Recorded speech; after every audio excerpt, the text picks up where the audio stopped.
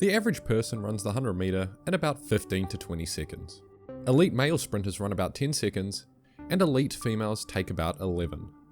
But what does this gap actually look like? Well, it's not like they just let random people on the track to run against professionals. Look at that, he's struggling, he's running hard, and to run on the same track as some of the greats, that's an opportunity. At the 2011 World Athletics Championship, a 17-year-old shot putter would be given a wildcard entry, representing American Samoa, but more importantly, the average man, Sogelau Tuvalu. Crawling his way out the blocks and holding on for dear life, he brings it home in 15.66 seconds. 10.78, and just coming across the line now is Tuvalu. Well within the range of the average man, a solid 30 meters behind the rest of the field, and an entire 5 seconds behind the first place finisher, Malaysia's Imran Ahadi, who in the very next round would get absolutely pile driven by a jogging Jamaican, Nesta Carter. And Nesta Carter, he would come dead last in the final. Kim Collins as well. Kim Collins is flying. Can he repeat his title? He's got Jamaican challenge though. It's not going to be. Elite speed has layers. But believe it or not, this specific scenario happens way more than you'd think. Again, at the 2001 World Athletics Championship, we'd get the exact same thing. 133 kilogram shot putter Trevor Misipeka, repping American Samoa again, put on the burners. And he's off, well out of the blocks, but his body's gargantuan mass starting to cause problems. It's becoming obvious that he'll require the stopping distance of a mid-range supertanker. This time, finishing 4 seconds behind the leader in 14.28 seconds, faster than the average man. Which begs the question, why were the producers of this video so damn mean? 14.23 seconds to run the race, which is way slow. Way slow was an understatement. It was a humiliating disaster. And in 2009, at the World Championship again, shot putter, 100 kilograms, American Samoan, but a woman. And yes, this is the best available footage. Savannah Sanitoa was moving, coming home in 14.23 seconds, surprisingly beating 2 other women in the qualifying rounds. And if you didn't notice, this was faster than both Tuvalu and Misipeka. But what about us slower people, I hear you saying? Not everyone is as fast as the average person. Well, at the 2023 World University Games, we'd see the slowest 100 meter sprint at a global championship in history. And this was by Somali student Nasra Ali Abukar.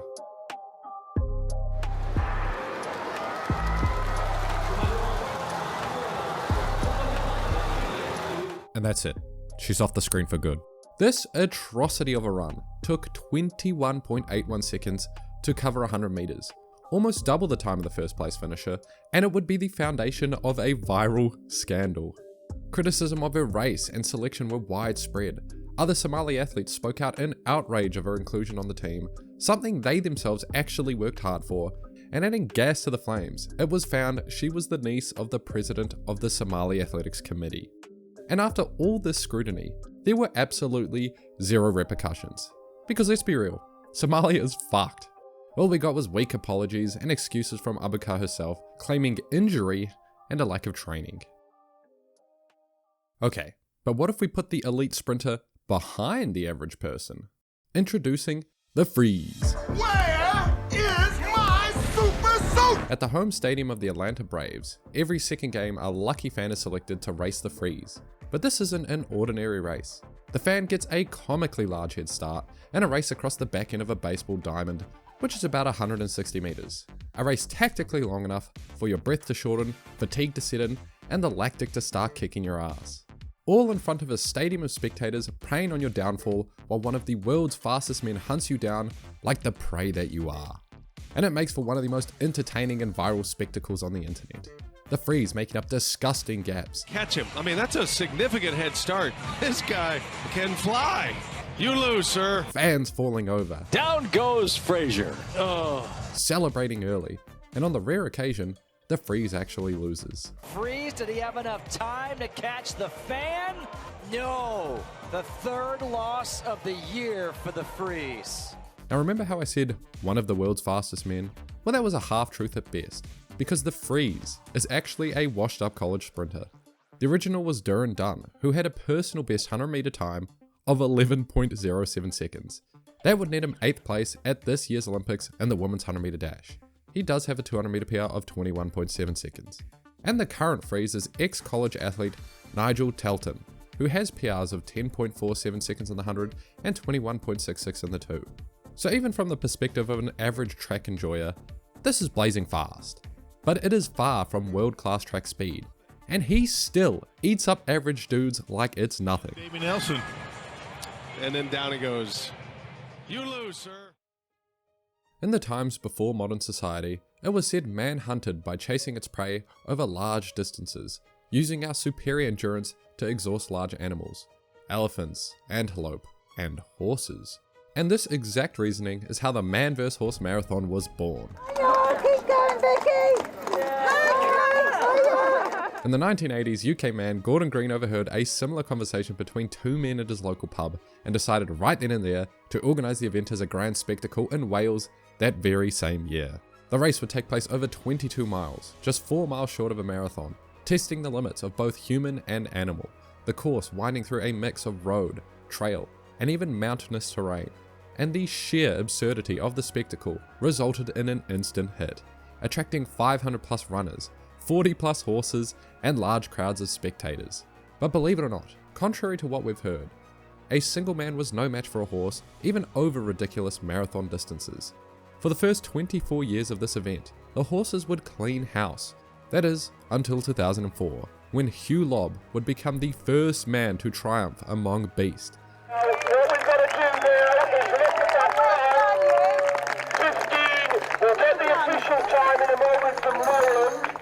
Winning the horse vs man race in 2 hours, 5 minutes and 19 seconds, an entire 2 minutes faster than the first place horse. And since Lobb's 2004 victory, only 3 other times has human beaten horse across a marathon.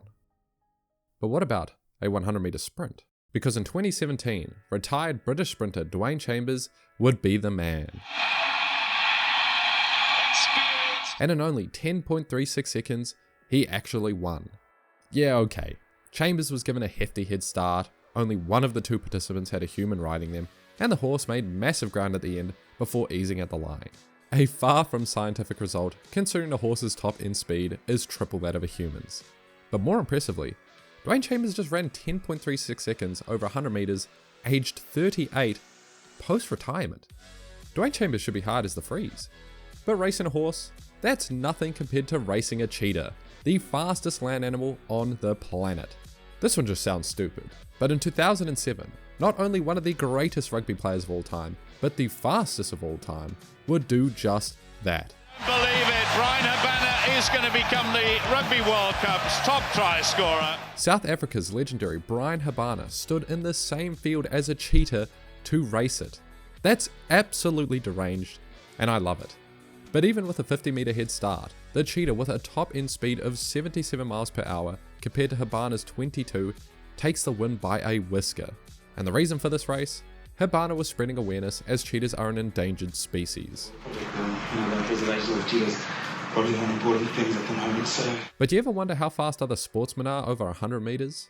Spoiler, not as quick as you'd think. And the best example of this is Cristiano Ronaldo, known for his absurd athleticism and poking in easy goals. Steal the points for Manchester United. No! In 2011, he would feature in a mini documentary called Ronaldo Tested to the Limit, delving into the various physical attributes that make him the best footballer in the world. Honestly, really interesting, but this video is about one thing: speed. And he goes up against Spanish sprinter Angel David Rodriguez in a 25 meter race. Angel hit 3.31 seconds there, Andy. Angel quality. What was Ronaldo's time? He's done well, Andy. He's got 3.61 seconds. And Ronaldo gets dusted 3.61 seconds to Angel's 3.31. 0.3 is a massive margin in a 100 meter dash, let alone 25 meters. And arguably, a soccer player's strong suit is their acceleration, starting and stopping relentlessly during a game. So given that fact, he'd run like an 11.500 meter at best. Which is fast, I mean, you see what the freeze is doing to people. But speaking of 11.5, this is what Anthony Joshua, 2-time former boxing heavyweight world champion, ran on the TV special Superstars back in 2012. And this was against the most bizarre, star-studded lineup I've ever seen. Switch on the blocks there by Robbie Grabhouse. He gets away well though. But look at Anthony Joshua coming through. His long legs, brilliant victory. Anthony Joshua, Robbie Grabhouse, then Mo Farah. Featuring 16 Olympic medals between 8 of the contestants. The Brownlee brothers are 2 of the most decorated triathletes in the world, and they ran a mid-14 seconds in the 100 meter. That's slower than both Savannah Sanitoa and Trevor Misipeka, the 2 shot putters at the start of this video. 14.23 seconds throwing the race, which is way slow. Hey, maybe not so slow after all, big man. So while a boxer might have dusted these Olympic legends, a 60-meter race in 1982 would prove the complete opposite. From right to left, this lineup consisted of some of the greatest sporting figures in the last century. Bjorn Borg, 11 Grand Slam tennis titles. Pele won 3 Football World Cups and was named Athlete of the Century. Wayne Gretsky, who still has the most goals and assists in NHL history 20 years after his career finished. And Sugar Ray Leonard, 5-time boxing world champion in 5 different weight classes. And surprisingly, Wayne Gretsky, the only athlete here who doesn't run on solid ground, smokes this field. But hold up 1 second, that was just the heats. Because in the final, Gretsky would repeat his destruction, this time with official timing, Gretsky coming home in 7.24 seconds. Converting Gretsky's 60-meter time to 100 meters, that's an estimated 100 meter of 11.2 seconds. Which for a guy who plays ice hockey, not even a sport that requires running on solid ground, that's just incredible.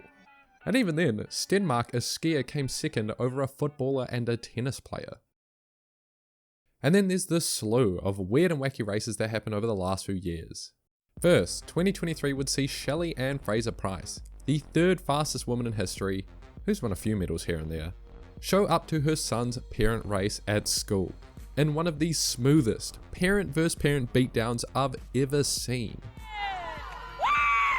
You actually went out and ran against other parents at Zion's school meet, and you did that to them? Well, honestly, I wasn't planning on running, but then my son and my husband didn't show up, so I had to show up. 2024, Karsten Warholm, the 400-meter world record holder, took on Duplantis, the pole vault world record holder, in a beef-fueled 1v1 100-meter race. Just gets the best start as expected, but Warholm is right there with him. Duplantis is not giving this up, but Duplantis continues to go away. Duplantis gets it with a look back, 10:37. And Duplantis proved that field athletes are better than track athletes. Also, their certified world's fastest man, Noah Lyles, 100-meter world and Olympic champion, collaborated with Mr. Beast to race Jonah. He really didn't have to be shirtless the whole video. And with a 60-meter head start, unsurprisingly, he caught Jonah going easy. Then Noah again raced IShowSpeed, the most popular streamer in the world right now. This was across 50 meters, and it was close. Yeah, Noah wasn't going hard. Look at his face! Look at his face! But Speed is legitimately fast, and he has the receipts to prove it.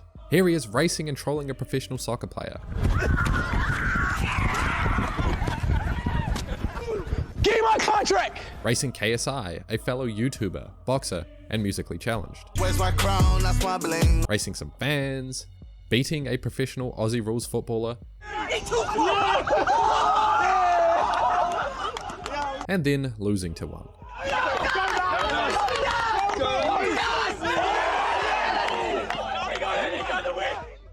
And these were all the extra videos not included in the first Average People vs World's Fastest Men video. I hope you enjoyed, and extra thanks to the patrons. My holiday break is now officially over, and the indoor season is starting soon. So many more videos to come. Subscribe!